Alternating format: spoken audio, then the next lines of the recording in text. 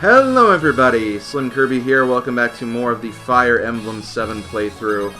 Very quickly, going to break down these walls with some attacks, just to kind of, again, increase weapon experience a little bit. Does it actually do that? I'm trying to see if it will. Looks like it did a little bit. I don't know, it may just be me not being able to see it 100% properly. You might have a better look at Kent here. Oh yeah, that definitely helped. Okay, so I'm glad I did that. So definitely do that if you see an opportunity to, because could definitely help. But yeah, getting ready for the end of this chapter. We have a really long cutscene, which is why I didn't finish it in the last video. But yeah, another chapter completed. Let's get this going.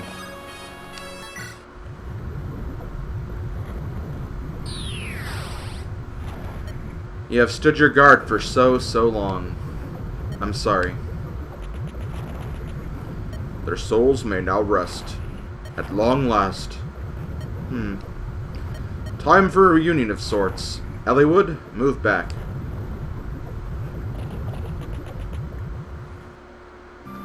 My old friend, the little knight, Sir Roland. Roland, awaken and answer my call. My friend, wise all-seeing Athos. Good to see you, Roland. I feel much time has passed seeing you again. It brings back memories. Fighting the dragons, old friends. All this time lost in memory. It's been almost 1,000 years, and yet, once again, the world is threatened by one who craves the might of dragons. The might of dragons? Heed my words, Roland. This boy is descended from your blood. Please lend him your strength.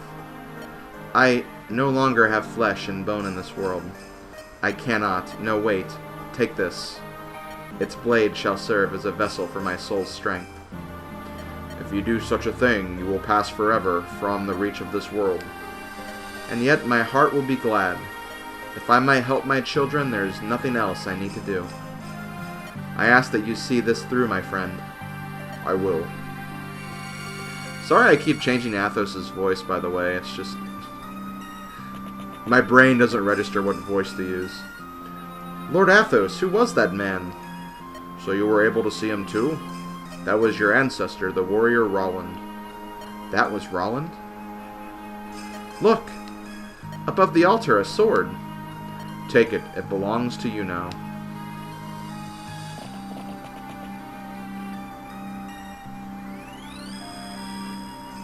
What a wondrous blade. Durandal, the sword of sacred fire.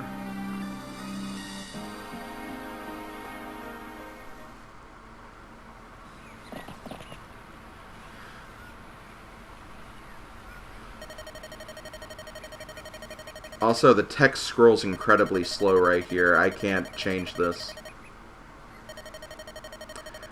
It's strange, isn't it? I've never seen it before. And yet, it feels so familiar. I will use this to battle Nergal. Come, to the dragon's gates. What? The sword, it's glowing. Watch out, something's coming.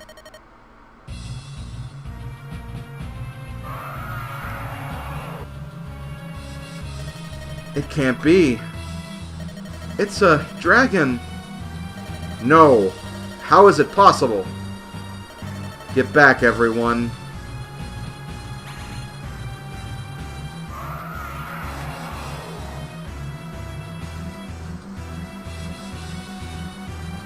Holy crap, that dragon's huge. Elliewood, are you alright? I think so. My body moved on its own. It was as if the sword itself was guiding my arm. The sword of sacred fire was made to combat dragons. With so much power, who can say what it might be capable of? But this ice dragon, surely... Is something the matter, Lord Athos? No. Let me be the one to answer that. Blackheart, Nergal. Ninian proved useless. I've come for a replacement.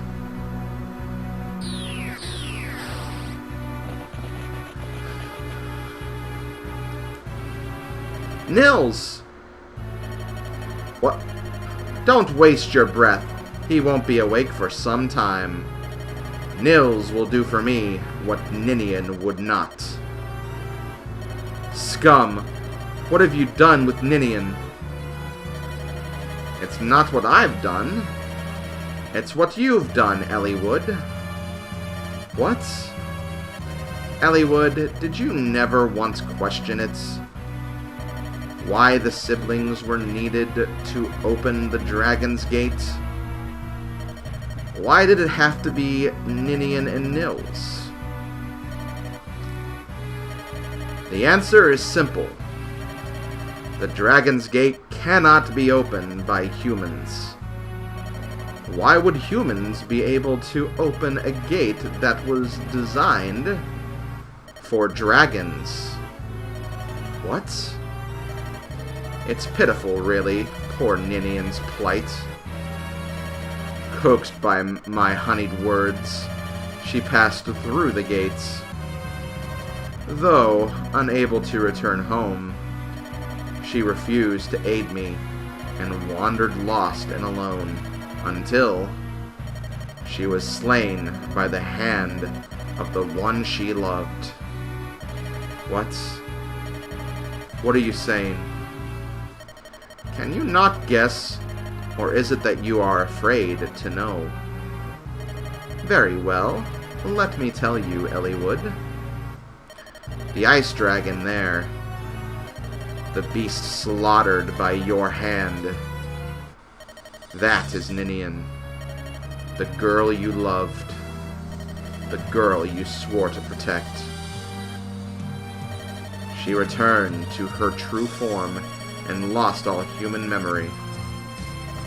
Yet you, above all else, remained in her heart, and she came here. Look upon the creature you have slain. That is Ninian. Go on, look. She's using the last of her strength to take human form for one last time. I believe there may still be some time enough to say farewell. You know, of course, that you cannot save her. Nergal, you foul demon! It's not me, you, Eliwood. You killed her. You. Calm down. Get hold of yourself, Eliwood.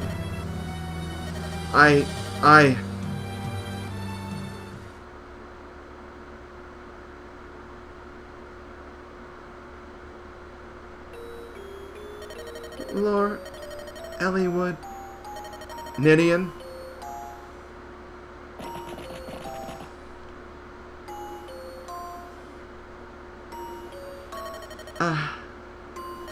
Ninian. Eliwood. Ninian. Please, Ninian. Don't die. What have I done? I'm glad. What? You're unharmed, my lord. I'm glad. Ninian. Lord Eliwood, please. Please. This land. Protect. Ninian. Ninian! You can't answer me. There's so much I haven't told you. You can't. Why?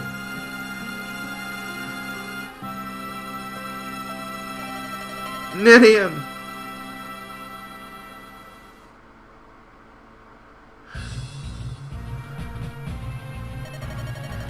That's enough. You will await the end of the world trembling in the shadows of dragons. I will not permit it. Instead, I will see you perish in flame.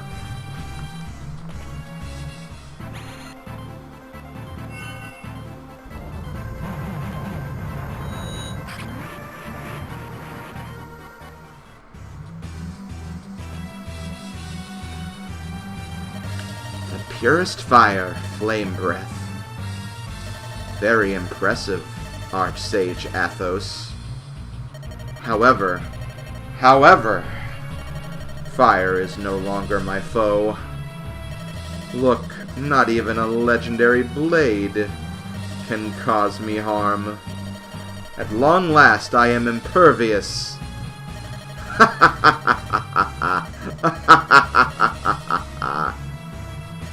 Gah!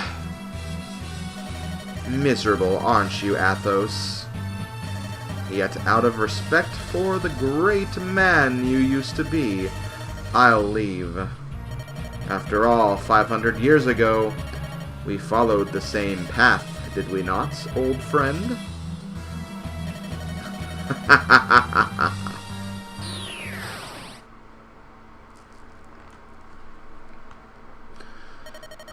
What do we do now?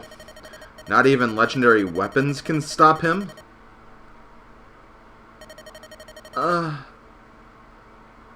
Nils! You're awake! Are you okay? Ninian! Ninian! Ninian? Where is my...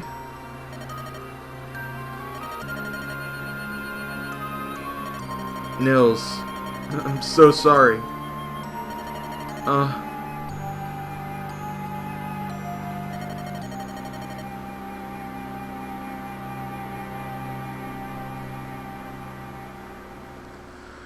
Yeah, I couldn't do the scream there, sorry. Oh man, I forgot how sad that was. That actually got to me, and I knew what happened there too. Just, you really feel the pain, like especially with just how slow the text is scrolling. You're really starting to register it in your mind, and it's just like, oh my god, this is awful. This is awful.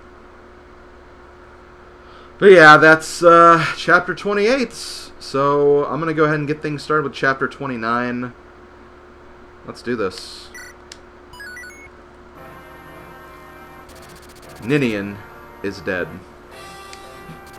Now only Nergal's echoing laughter remains. On Hector's advice, the group heads towards Ostia. They are weary to the bone, and they need time to regroup. Ostia is the most heavily guarded fortress city in all of Lycia. No enemy should have been able to breach its walls.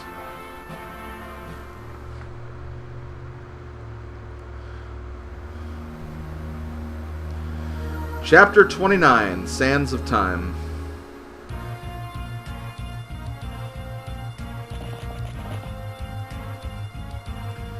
Lord Hector, we're pleased to see you home alive and well. Where's my brother?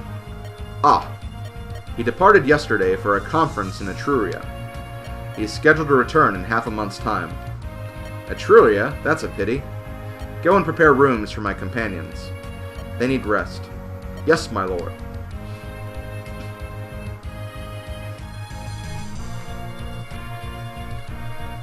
Greybeard, you know something, don't you? Tell me, what are we supposed to do now? A moment, lad. Yes, I suppose you have a right to know.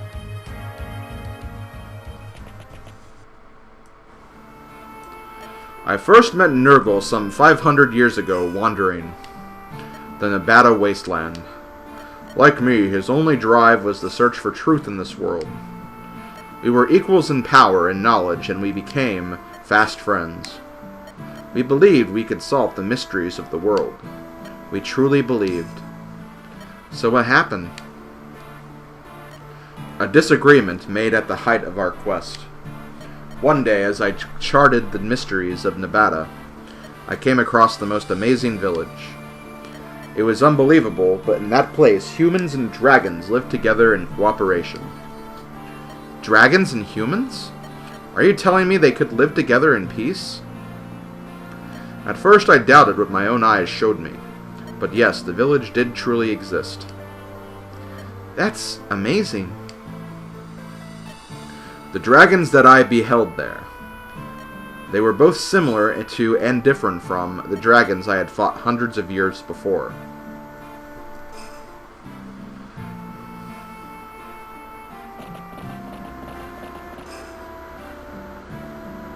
Ah, Eliwood, are you... Please go on. As you wish.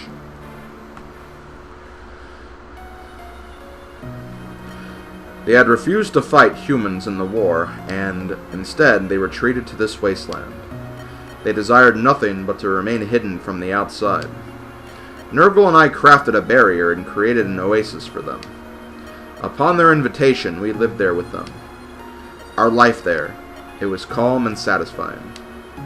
At some point, the village became known as Arcadia, a place of perfect peace for travelers gone astray. Arcadia. The dragons' libraries were a dream come true to us. We studied their language and history with unbridled passion. A century then, too, time passed and the eyes blink. And yet, slowly our thoughts turned down different paths. In what way? I wanted to share the dragon's wisdom with others. My hope was for our earthly paradise to spread outward. And Nergal? Ah, Nergal, he took the dragon's knowledge. He learned the art of stealing the essence from living creatures and turning it into power. It was terrible. When we discovered what he was doing, the elders and I tried to persuade him to stop. But the power bewitched him, and he was deaf to our pleas. He started with small creatures and grew ever more confident. Then he became draining the quintessence of humans. The villagers and I joined forces and defeated him. Or so we thought, but... After he was banished from Arcadia, Nergal fled to Bern. He increased his power slowly to avoid our eye. Using quintessence, he made his puppets, the morphs. They're bewitching in form, with intellects beyond human. I'm sure you've laid eyes on them yourselves. Jet black hair, pale complexion, and blood-red lips. Their most striking features are their glittering gold eyes. Attack! We're under attack! What? Lord Hector! It's bad. An unknown group has breached the castle walls. How did they get in the castle without anyone noticing them? They just appeared out of nowhere. The attack was so sudden the castle guards were annihilated. Castle Ostia is famed far and wide as being impregnable. If it's been breached so easily, can we save it? It's Nergal. His magic created an entrance for his thugs within the castle. Blast, that arrogant... No matter what, the throne must be protected. I'll not let the castle fall while my brother's away. Hold on, Hector, I'm going with you.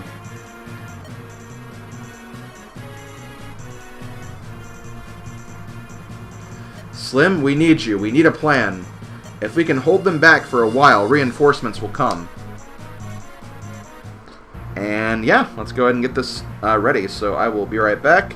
And we'll start one of the last chapters of the game, actually. So yeah, getting pretty close to the end. But yeah, be right back. Okay, I am back. For this chapter, you can bring 18 units, which is way more than what you need. I could have actually brought a couple of extras, but I decided not to, just because it's like, why bother? I want to focus on my main units here, so that's what I'm going to be focusing on. But yeah, pretty much bringing everybody, including Legalt. Nils is actually in your party right now, but you can't actually bring him for story reasons, so he's going to be left out. But yeah, aside from that, you can pretty much bring whoever you want. I think if you actually bring Vida, you get like a funny little conversation at the beginning where it's like, why would you bring me here? There's a lot of archers. Are you mad? Because yeah, there's like a lot of archers here. In fact, our boss is actually an archer. We have Denning, who's kind of a meme character, and we'll get into why in a little bit. But yeah, this is pretty much the chapter. You get to put 4 units here. The rest of your units you can put over here. You have a lot of choke points, and it is a survive chapter, so we have to survive for a certain number of turns. But yeah, that's pretty much it. Let's go ahead and get this started, because, well, why not?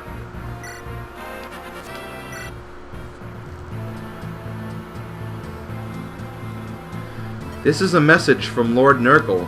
I await you on the Dread Isle. This is a message from Lord Nergal. I await you on the Dread Isle.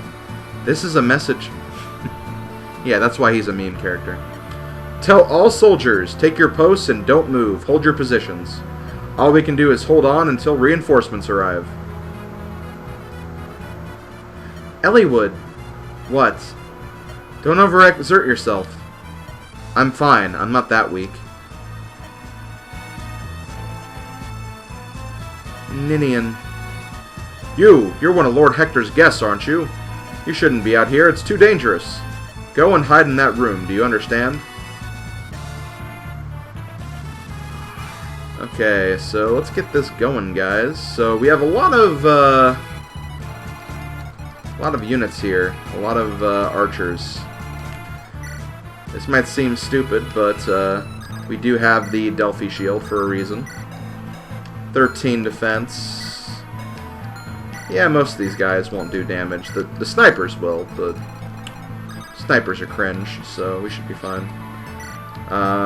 The green units can be really, really annoying here, if that wasn't obvious. Just because there's a lot going on.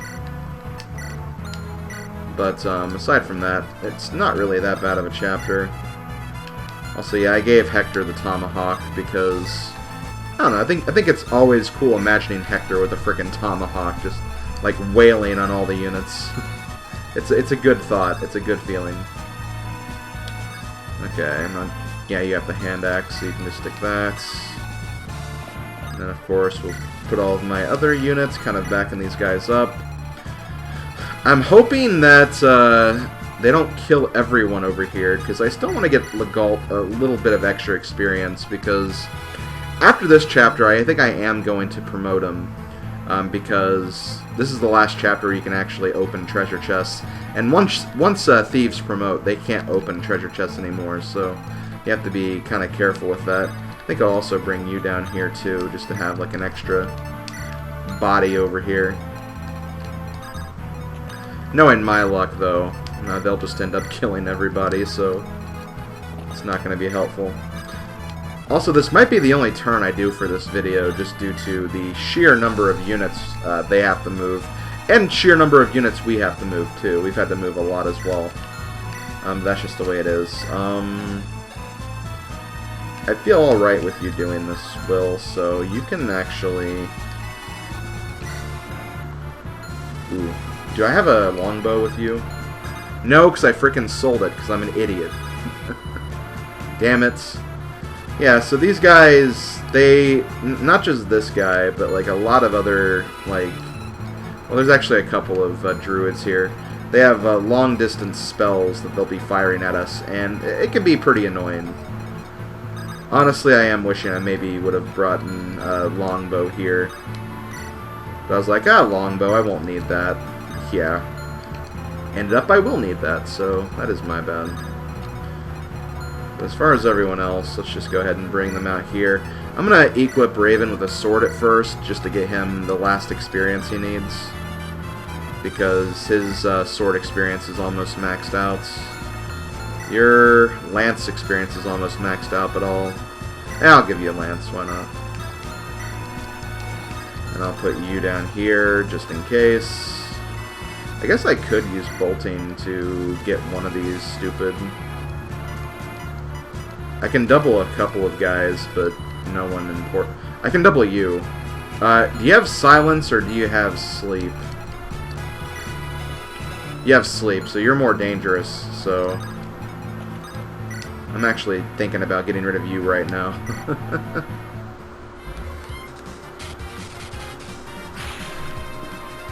Because silence, what silence does is basically if you have a magic you're using... you can't actually attack or use that magic.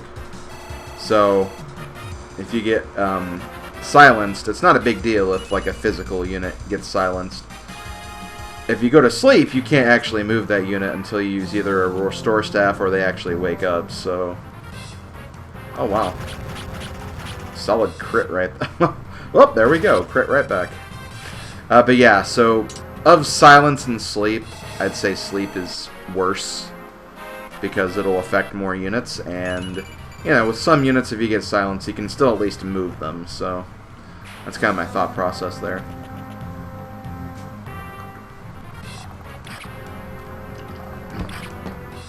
I am very much okay with one of the other units not moving,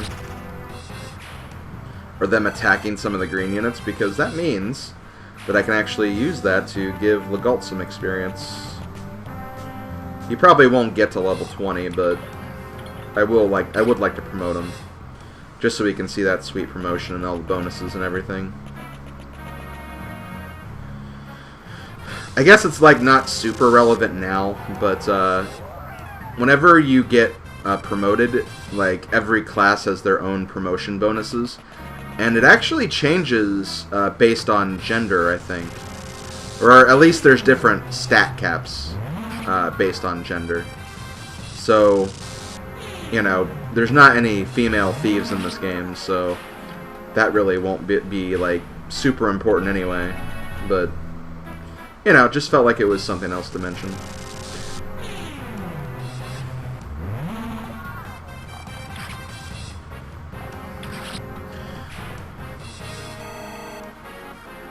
Honestly, I do think this is a really cool chapter. Like, seriously, there's like so many chapters here at the end that I just really have a lot of fun with.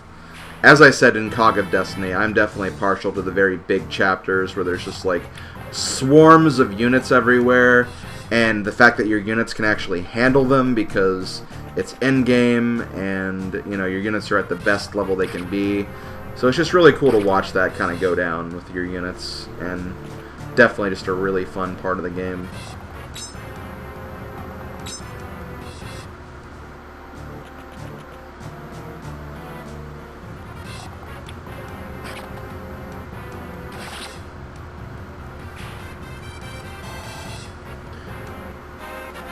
Jeez, that 26 crit is just Dart's normal bonuses. Because Corell's not on this map and Will's on the other side of the map, so... Damn, he's got a lot of really good bonuses right now. But yeah, you probably figured out the meme of Denning. He just repeats the same thing over and over and over again, which I thought was hilarious the first time I played this game. But in all honesty, Denning is a joke. He is the easiest boss in the game. He may seem deadly, but all you have to do is just take a unit with high defenses, lure him out, he'll come to you, and then you can just surround him and hold him until the last turn because he's an archer. He can't counterattack, so if you do that, he's screwed pretty much. And you get one easy boss. Also, wow, Mr. Enemy Sniper there getting a crit. Take it easy there, buddy. Take it easy there.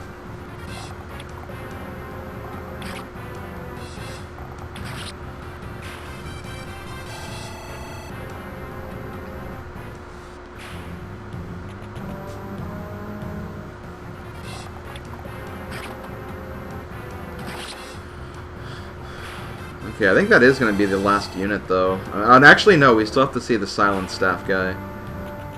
And he's, of course, going to go for Urk. Because why wouldn't he? Urk's right there. He's a magic unit, so it makes sense. I would not blame him for making that choice. But I think I am going to go ahead and end this video here, just because this was a very long turn. But next video, we'll get started properly with Sands of Time. So I hope you guys enjoyed. This is going to be a fun chapter. And again, I can't stress this enough, we're getting to the very end, folks. Like, we are so close to the end, it's ridiculous. But that's going to be it for me. Thank you all for watching, and I hope you enjoy the rest of this turn. Okay, there we go. Later, folks.